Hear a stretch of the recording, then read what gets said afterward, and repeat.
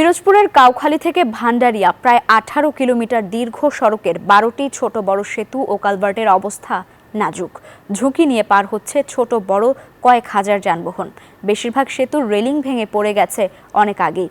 সাধারণ একটি রিকশা উঠলেই দুলতে থাকে সেতু। যে কোনো সময় ঘটতে পারে বড় কোনো দুর্ঘটনা।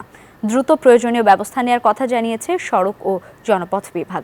পিরোজপুর থেকে গোলাম মোস্তফার তথ্যচিত্রে বিস্তারিত।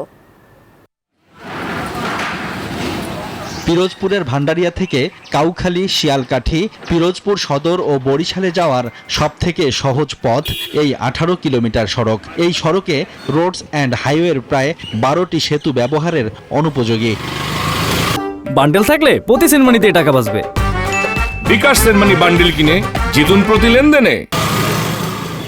এসব নরবরে সেতু দিয়ে প্রতিদিন ঝুঁকি নিয়েই পার হয় ছোট বড় যানবাহন। কিছু সেতু এতটাই ঝুঁকিপূর্ণ যে পার হতে গিয়ে আতঙ্কে থাকেন পথচারীরা। ইতিমধ্যে সতর্কমূলক সাইনবোর্ড লাগিয়েছে কর্তৃপক্ষ।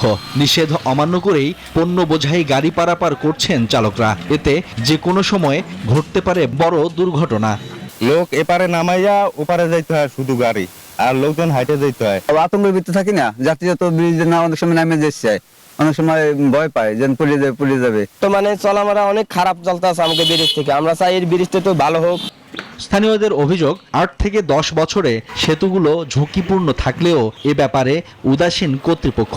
স্ল্যাব দিয়ে সে স্ল্যাবে চলাচল করতে গেলে অনেক অটোরিকশার বা রিকশার টায়ার ঢুকে যায়। আমাদের এই বাজারে সংলগ্ন 3টে ব্রিজ 3টা ব্রিজ ঝুঁকিপূর্ণ। বিভিন্ন মাধ্যমে আমরা আমাদের বক্তব্য উপস্থাপন করেছি, সাংবাদিক সম্মেলনও করেছি, কিন্তু অদ্যাবধি আমরা তার কোনো প্রতিকার এখন পর্যন্ত পাইনি। সড়ক ও জনপথ বিভাগ জানিয়েছে সেতু নির্মাণে প্রয়োজনীয় কাগজপত্র সংশ্লিষ্ট মন্ত্রণালয়ে পাঠানো হয়েছে।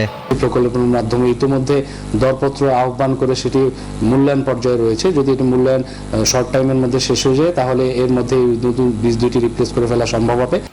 বড় কোনো দুর্ঘটনার আগেই ঝুঁকিপূর্ণ সেতুগুলো দ্রুত মেরামতের দাবি স্থানীয়দের। Shoaib Shamim, desk report, news 24।